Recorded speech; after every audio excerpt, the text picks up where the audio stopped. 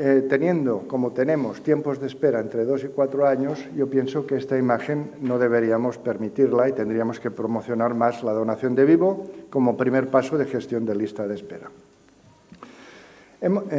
Esta quizás sería la parte más negativa, pero tenemos cosas que han ido muy bien en los últimos años. Los programas para los pacientes de alto riesgo inmunológico o que tienen incompatibilidad teniendo un donante vivo. Pacientes de alto riesgo inmunológico, fijaos, con un CPRA mayor del 90% son prácticamente el 20% de la lista de espera, que esto es mucho. Pacientes que tienen un donante vivo y son incompatibles con su donante, pues un 30% de las parejas, ya sea porque tienen un crossmatch positivo o bien porque tienen una incompatibilidad de grupo sanguíneo.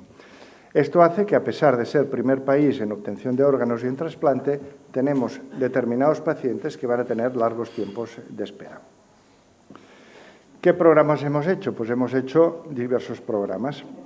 El primero es el PATI, todos lo conocéis, es un programa para trasplantar pacientes con un CPRA mayor o igual al 98%, con donantes tanto en muerte cerebral como en asistolia actualmente. Y para donante vivo con parejas incompatibles hemos introducido la desensibilización, cosa que la hacía 1 o 2 hospitales únicamente en el país, e implantamos hace 10 años el Programa Nacional de Trasplante Cruzado. Vamos a desgranar un poco el paciente hiperinmunizado y su gestión. La primera pregunta siempre, ¿tiene un donante vivo? Pues sabemos que va a ser muy difícil que tenga un donante vivo y que sea compatible, pero un 25% de los hermanos son HLA idénticos. Esta es una posibilidad pequeña, pero que si se nos pasa lo estamos haciendo muy mal. Lo lógico es que tenga donante vivo y que este donante sea incompatible. Entonces, tenemos la opción de sensibilizarlo o bien hacer un trasplante cruzado. Trasplante cruzado, ya hemos pasado todos los escalones, hemos hecho a 2 bandas, a 3 bandas, introducimos el donante altruista y las cadenas largas y últimamente también las cadenas largas con donante puente, ¿no? Que se iba a esperar, su receptor ha recibido el riñón y su donante va a intervenir más tarde. En el trasplante cruzado, ¿qué hemos puesto? Hemos puesto la mitad con el grupo sanguíneo incompatible y la otra mitad con incompatibilidad HLA. Muy pocos para ganar edad. ¿Y de qué nos sirve el trasplante cruzado? ¿Tiene efectividad? ¿Encontramos realmente intercambios? Pues la respuesta es esto, ¿no? En el año 2021, el 9% de las donaciones de vivo, de los trasplantes que hicimos, fueron con trasplante cruzado. La mayoría fueron entre matrimonios, trasplante cruzado, 9%. Miramos el número, estamos haciendo alrededor de 30 al año, y estoy hablando de un programa que trasplanta al año, hemos enseñado 3.500 pacientes, o sea, 30 pues es el 1%, ¿no? O sea, algo hace, pero tampoco es que haga mucho. Y handicap, cuando miramos el resultado de cómo ha ido el trasplante cruzado en España durante todos estos años, hemos podido trasplantar en rojo al 30% de los pacientes que incluimos. Es decir, no todos los pacientes se van a poder trasplantar con un trasplante cruzado. Para poder definir si vale la pena esperar mucho tiempo, pues tenemos estas gráficas, estas son de Estados Unidos, pero es más o menos lo mismo aquí. Si trabajamos con 100 parejas, que es lo que tenemos en España en trasplante cruzado, y trabajamos con pacientes hipersensibilizados, esta es la posibilidad que tienen de encontrar un donante a lo largo de un año, ¿no? Como podéis ver, la mayoría menos de un 10%. No está mal jugar esta posibilidad, pero es difícil. Si tuviéramos más parejas, pues estas posibilidades se aumentarían. Este fue el motivo de que otro avance que tuvimos fue el intercambiar no solo dentro del territorio nacional, sino introducir otros países. Miramos los países que tienen más trasplante cruzado en Europa. Los que están en azul son los que tienen más. Tenemos aquí el Reino Unido, Holanda, Bélgica también tiene bastante y España. Sin embargo, por proximidad, España decidió trabajar con Portugal y con Italia. Dentro de está la South Alliance for Renal Transplantation, encontramos el primer intercambio en el año 2018. Lo hicimos con PISA, en este caso fue Fundación Puigverd Pisa, y esta es la imagen de... Hay una gran logística para poder hacerlo, de trabajo. Es el momento del intercambio de las 2 neveras de riñones en el aeropuerto de Barcelona. Y realmente, si trabajamos solo con los riñones de Italia y Portugal, también nos vamos a quedar cortos, porque habremos hecho en estos 4 o 5 años menos de 10 trasplantes cruzados. O sea, o aumentamos más países o es una vía que tampoco nos va a ayudar a gestionar las listas de espera. La desensibilización en donante vivo la estamos trabajando para el AB0 incompatible. Para el AB0 incompatible sí que es un programa que ha ido a más en España. El año pasado se hicieron 38 trasplantes AB0 incompatibles y ya no están solo al alcance de un par de hospitales. Fijaos la progresión, es el año que hemos hecho más, no ha ido a menos. Está centrado en 6, 7, 8 hospitales el AB0 incompatible. Aquí tenéis los 2 hospitales de Valencia que hicieron el año pasado 11 trasplantes AB0 incompatibles. Y moviéndonos ya a lo que sería el terreno fuera del donante vivo, con la donación de cadáver, si estamos con pacientes de alto riesgo inmunológico, pues bien, el programa que hicimos fue el PATI para pacientes con un CPRA mayor o igual al 98% y que llevaran al menos un año en diálisis. Estas son las reglas de funcionamiento del programa. Y, bueno, se exige que tenga 2 riñones válidos, que no interfiera con trasplantes combinados, se tiene que devolver rápido. Se introdujo la sistolia, que antes no se aceptaban este tipo de donantes, y hay un algoritmo de priorización que gestiona la ONT. Se intenta que sea isogrupo. Si hay, la edad va a puntuar mejor para el receptor más joven, puntúa el tiempo en diálisis y puntúa la proximidad geográfica. ¿Cuánto trasplantamos con PATI? Pues yo pienso que es un éxito estar trasplantando 120 trasplantes al año en receptores con un CPRA de 98% o más, porque estas personas posiblemente nos habrían podido trasplantar sin este programa. ¿Es efectivo el PATI o no? Pues es mucho más efectivo que el trasplante cruzado. Fijaos aquí, desde que se empezó el programa en 2015 hasta el 2021, pues hemos trasplantado en verde un 42% de los pacientes que han sido incluidos en PATI. Esto es mucho para este tipo de pacientes. ¿Cuánto tiempo se esperan? Pues se esperan poco. Una vez entran dentro, en un año están trasplantados. Aunque también hay que decir, si os fijáis, estos son los que se introdujeron en el 2015, pues se ha trasplantado más o menos la mitad. Cuando miramos los que se introdujeron en el 2021, ¿cuántos se pudieron trasplantar dentro de PATI? Pues alrededor de un 15%. O sea, que la espera no deja de ser larga también para trasplantarse para determinado tipo de pacientes en PATI. Y posiblemente hemos ido trasplantando los más fáciles y se están quedando los más difíciles para trasplantar. ¿Lo hemos podido analizar? Sí. Vemos aquí que lo que predomina en PATI son pacientes con el 100% de anticuerpos anti-HLA. Vemos las edades, entre 50 y 60 años. El motivo de estar hipersensibilizados pues, va a ser por trasplante previo, la mayoría, mucho más que por embarazos o por transfusiones, trasplante previo. Y en los 2 primeros años conseguimos trasplantar el 20% de los pacientes de PATI. Pero fijaos la diferencia en función de si tenía 98, 99 o 100%. Los que tenían un 98% de anticuerpos se trasplantó el 55%, mientras que los que tenían el 100% se trasplantó un 10%. Este grupo de pacientes del 100% son los que tenemos que hacer el ejercicio mental de si tenemos que ir un poco más allá del PATI. Los resultados muy buenos, supervivencia de paciente 94%, de injerto 84% al año. Y la función renal obtenida, creatininas alrededor de 1,5 a los 2 años, que para este tipo de pacientes es excelente. Aparte de la priorización nacional, nosotros hemos hecho en Cataluña una priorización más regional. ¿Para qué pacientes? Pues para los que estaban no entre el 98 y el 100, sino para los que estaban entre el 90 y el 98, que no dejan de ser difíciles de trasplantar. Fijaos los resultados de cómo hemos ido. Estos que están en negro arriba, este es año 2021, este 12,5% de pacientes son pacientes con 90% o más de anticuerpos anti-HLA. Y cuando los dividimos, los que han sido trasplantados en PATI y en el HiperCat, El PATIS este de aquí en ocre, este en naranja es el hipercat. O sea, uno es un 5 y pico y el otro un 6 y pico % de lo que se trasplanta en el conjunto del año. A diferencia, acordaos que os he dicho que trasplantar 98 o 100% es muy distinto la posibilidad. Pues fijaos, trasplantar entre el 90 y el 98 es mucho más fácil. Estamos trasplantando cada año la mitad de los pacientes que tenemos en esta franja de edad, que es muchísimo. Un CPRA medio de 95 y fijaos los resultados.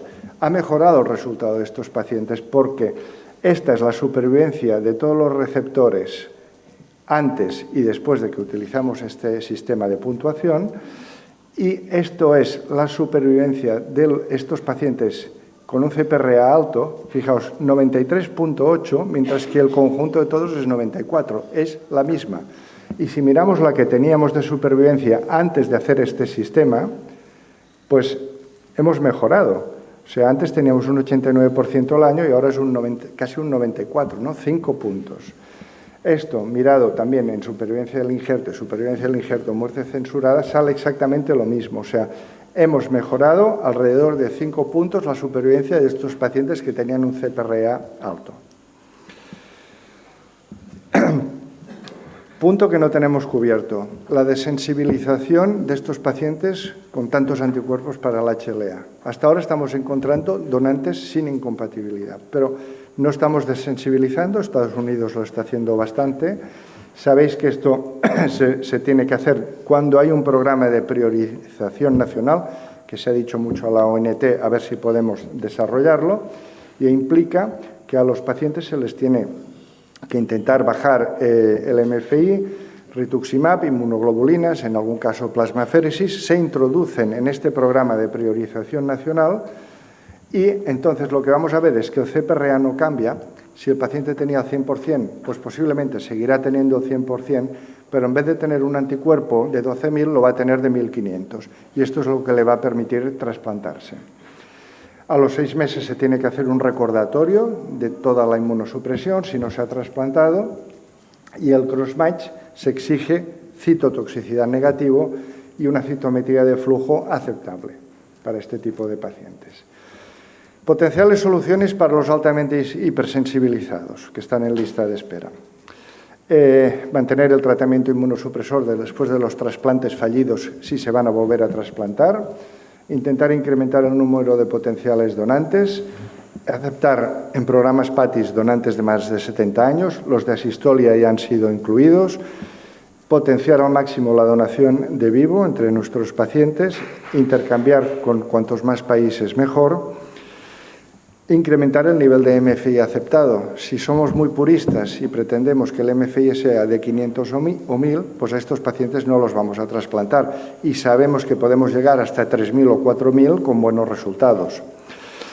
Podemos incluir también que la condición del crossmatch virtual sea que no fije complemento. Esto es mucho más laborioso para los laboratorios de inmunología. Y podemos pedir que simplemente sea crossmatch por citotoxicidad, depende de donde queramos colocar el listón. Y yo pienso que esto tenemos que planteárnoslo mucho, que es crear un programa nacional en el que podamos desensibilizar y tener prioridad. Los resultados no van a ser lo mismos que los pacientes que no se desensibilizan, pero le va a dar mucha mayor calidad de vida que el estar 10-12 años en diálisis. Y para acabar, os quería enseñar los avances que hemos hecho para los pacientes no hipersensibilizados, para la lista de espera en conjunto, intentando que haya la misma equidad para todos los pacientes. Este nuevo modelo de asignación se hace pues, porque cada centro tiene un coordinador de trasplantes distinto, tiene una capacidad distinta de obtener órganos, tiene más o menos otros hospitales no trasplantadores asignados, tiene más o menos reclamo para los pacientes en lista de espera. ¿Qué pasa? Pues que los tiempos de trasplante son muy distintos. Esto es un tema que no se publica, no es totalmente opaco cuánto tarda cada centro en trasplantar y ya no hablemos de resultados, ¿no? de los centros. Pues bien, el modelo este de asignación lo que intenta es que vayan todos los centros igual, al menos en posibilidades. Fijaos, si antes teníamos un centro trasplantador, en mi caso Fundación Puigvert, mi centro extractor es el Hospital de Sant Pau, que está al lado, nos daba un riñón y el riñón se quedaba en Fundación Puigvert, bueno, los dos riñones, y los asignaba el nefrólogo de guardia. Actualmente el sistema es el mismo, o sea, si es Sant Pau se lo va a quedar Puigvert, porque es nuestro centro, pero el nefrólogo no lo va a asignar a criterio propio, sino que va a tener que utilizar un sistema de puntuación que le va a decir a quién le toca. Este sistema se puede obviar, pero si tú lo obvias y escoges otro paciente, tienes que justificarlo a la administración. Y el gran cambio está en los centros extractores no trasplantadores. En Cataluña 6 centros trasplantadores, pero centros extractores habrá 25 o 30. Entonces, antes, ¿qué pasaba? Pues que era una merienda de negros, ¿no? Todo el mundo quería los centros, estaba el que ya lo tenía no lo soltaba, sectorizado, y se le daba al paciente que se quería. Ahora no.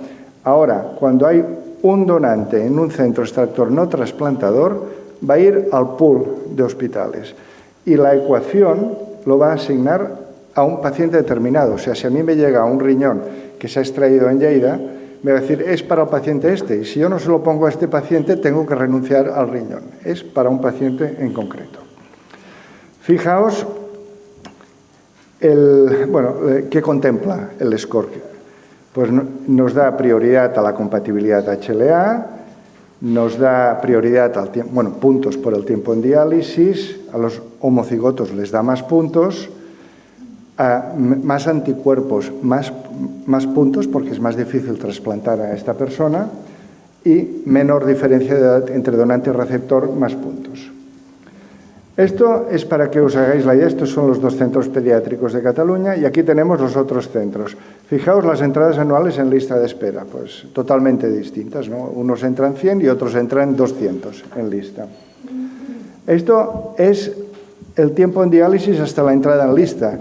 O sea, hay centros que tardan en poner a un paciente muchísimo tiempo y otros que van muy rápido. ¿Qué culpa tienen estos pacientes de aquí que su centro tarde un año más que el otro, ¿no?, en ponerlo en lista? Esto es el número de trasplantes por UTR, también es muy distinto. O sea, más trasplantes va a ser más posibilidades, no lo sabemos. Cuando se puso el score, que fue en el 2015, fijaos, desde el tiempo en diálisis hasta el trasplante, la diferencia que había. Había centros que trasplantaban muy rápido a sus pacientes y centros que tardaban mucho. Esto es impublicable, ¿no? Es la mala gestión del sistema y no se enseña. Sin embargo, fijaos cómo estamos ahora. Tiempo en diálisis hasta el corte de nuestros pacientes. Momento que ponemos el score y cómo estamos ahora. Los pacientes que están en lista de espera en Cataluña, estén en el centro donde estén, llevan un tiempo muy similar en diálisis. Y conforme pase más el tiempo y hayamos homogeneizado más, te apuntes donde te apuntes, vas a tardar lo mismo en trasplantarte, que yo pienso que es lo que tenemos donde tenemos que ir, ¿no? Que los pacientes, vayan donde vayan, sean tratados de la misma manera. Y esto es todo. Muchas gracias por vuestra atención.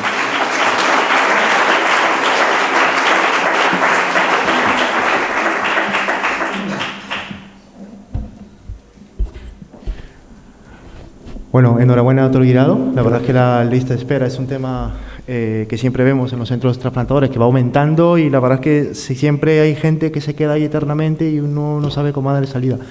Doctora Sancho, una pregunta a ti.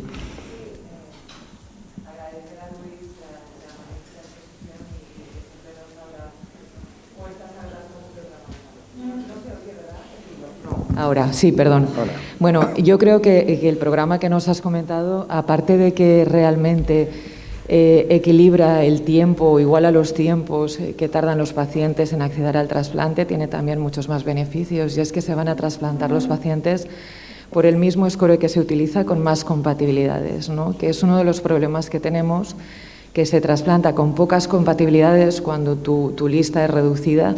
Y eso, a la larga, nos va a dar más problemas, más fracaso del injerto, pacientes que se van a sensibilizar más y que después van a tener muchas más dificultades para trasplantarse en un segundo o en un tercer momento, ¿no?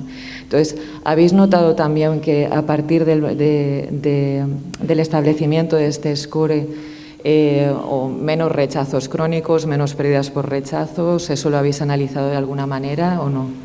A ver, analizado no lo tengo, sí te puedo decir que el rechazo agudo clínico es rarísimo, y rarísimo, te diría, menos del 5%. En algo de inflamación en biopsias de seguimiento, hasta un 15%, no más. Ahora, sí que ha pacificado totalmente las discrepancias que pudieran haber entre centros, porque es que si no, todo el mundo intentas tener una N grande y no miras que el paciente que está en otra lista no puede, ¿no? O sea, esto se ha acabado, el clima es mucho más cordial entre todos los centros. He enseñado los datos de los altamente hipersensibilizados catalanes, que aplicando una priorización sí hemos mejorado resultados de supervivencia en ellos, y en estos yo espero que también, porque estamos aplicando la compatibilidad de HLA como es más o menos la mitad de la priorización, la compatibilidad de HLA, o sea que sí que espero que se note.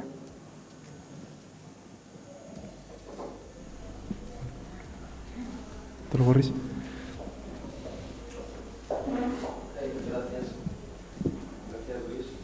Gracias, Luis, y enhorabuena por la iniciativa en Cataluña.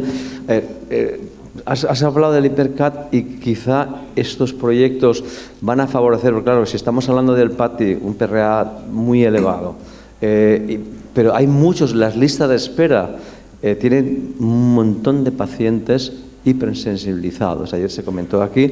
Estos pacientes que no tienen ese alto grado de hipersensibilización, si no se aplica un modelo como el vuestro, no se están trasplantando óptimamente y quizá o probablemente no se están trasplantando, y por eso aumentan la lista de espera en las áreas o comunidades donde no tienen un programa como ese vuestro. ¿Crees que el Hipercat tiene un límite de sensibilización? Porque un paciente a lo mejor tiene anticuerpos del 20%, pero es mucho peor que uno que no tenga anticuerpos, ¿no? Entonces, ¿qué crees tú que puede aportar este proyecto junto para mejorar el trasplante de estos sensibilizados en no tan alto grado? Bueno, lo que aporta es lo que he enseñado, que en un año trasplantas el 50% de los que pones, ¿no?, en esta franja tan alta, y cada año, porcentualmente, se está trasplantando más, ¿no? O sea, a mí me da la impresión que poco a poco iremos trasplantando toda esta franja, prácticamente entera. El segundo punto que te viene luego son los que están con un 85%, ¿no?, que ahora no están priorizados y es muy difícil trasplantarlos. O sea que yo creo que el PATI autonómico, por decirlo de alguna manera, tendrá que ir bajando este dintel para poder trasplantar el resto. Porque trasplantar un 85% con tus propios recursos de hospital, pues muchas veces es difícil. Héctor Pallardo, última pregunta.